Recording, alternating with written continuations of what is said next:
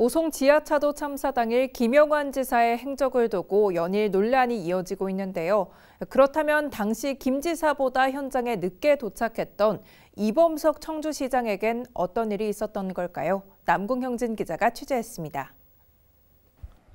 오송 지하차도 참사 당일인 지난달 15일, 이범석 청주시장이 현장에 도착한 것 오후 2시 40분쯤입니다. 사고 발생 뒤 6시간이 지났고 첫 사망자가 발견된 지 4시간 흐른 시점이었습니다.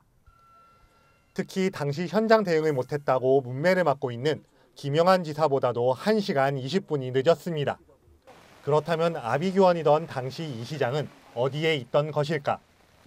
참사 당일 이 시장은 사고 발생 1시간 뒤인 오전 9시 40분쯤 첫 보고를 받았지만 오송 대신 운천동과 신봉동, 모충동 등 도심 주택가 침수 지역을 찾았습니다.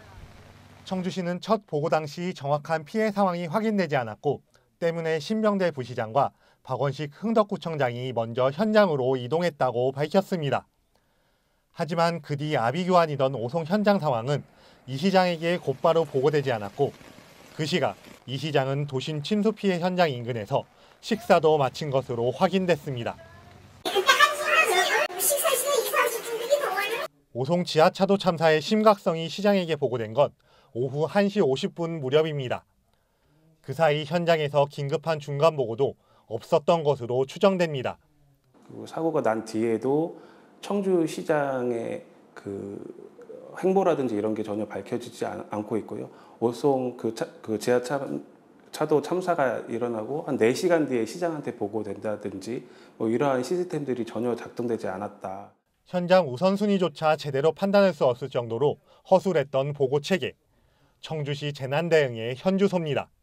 그 피해 정도가 얼마나가 되었던 우리 지역에서 이렇게 피해가 발생했다라는 보고를 받은 직후라면 저는 조금 더 기민하게 움직였어야 한다고 생각이 들고요.